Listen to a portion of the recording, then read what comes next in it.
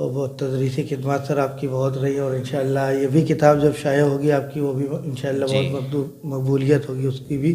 تو سر ہمارے اس چینل بزم نعت و ادب کے ذریعے آپ اپنے اس سماج کو، اپنے قوم کو، اپنے طلبہ کو، اور جو ادبی شخصیات ہیں آپ کے ساتھ کے لوگ ہیں، ان کو کچھ پیغام، کچھ میسج دینا چاہیں گے؟ جی ضرور. پیغام یہ ہے، کوئی بھی کام لگن سے کرنا چاہیے انسان کو، محنت سے کرنا چاہیے، ایمانداری سے کرنا چاہیے، اور اس میں اللہ تعالیٰ کی مدد شامل ضرور ہوتی ہے.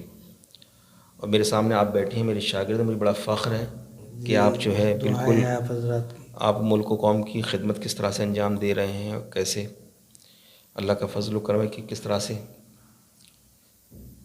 سماج کو فائدہ پہنچ رہا ہے آپ کی خدمات سے.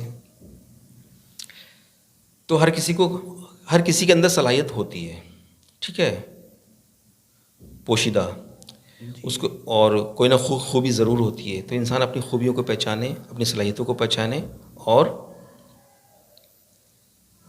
عمل کرے، کوشش کرے. ایک شعر مجھے اقبال کا یاد آ گیا کہ عمل سے زندگی بنتی ہے جنت بھی جہنم بھی. عمل سے زندگی بنتی ہے جنت بھی جہنم بھی، یہ خاکی اپنی فطرت میں نہ نوری ہے نہ ناری ہے. انسان اپنی زندگی کو اپنے عمل سے جنت بھی بنا سکتا ہے، اپنے عمل سے دوزخ بھی بنا سکتا ہے.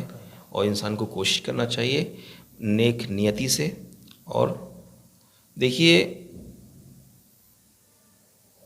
انسان کی نسل جو ہے وہ قیامت تک رہے گی، جی بے صحیح ہے. شک. اور انسانی خدمت کرنا اللہ تعالیٰ کو بہت پسند ہے، بے شک. ٹھیک ہے. اور ضروری نہیں کہ ہم روپیہ پیسہ ہی ہو ہمارے پاس تبھی ہم خدمت کر سکتے ہیں. بہت سے بس جی کام کرنے کا بہت سے جذبہ ہو. جذبہ ہونا اب چاہیے. آپ کے اندر دیکھیے ماشاءاللہ، آپ نے شروع کیا کام یہ سماجی خدمت کے تعلق سے. آپ کے اپنے اکیلے، میں کہ پھر مجھے دوبارہ شعر میں پڑھنا پڑ رہا ہے، مجھے بڑا اچھا کہ میں اکیلا ہی چلا تھا جانب، میں آپ کے لیے آپ کی نظر کر رہا ہوں کہ میں اکیلا ہی چلا تھا جانب منزل مگر، لوگ میں ساتھ اکیلا آتے ہی چلا تھا جانب منزل مگر، لوگ ساتھ آتے گئے اور کارواں. آپ نے کام اچھا کیا، لوگ آپ کے ساتھ آتے چلے گئے. کس طرح سے آپ نے لاک ڈاؤن میں اور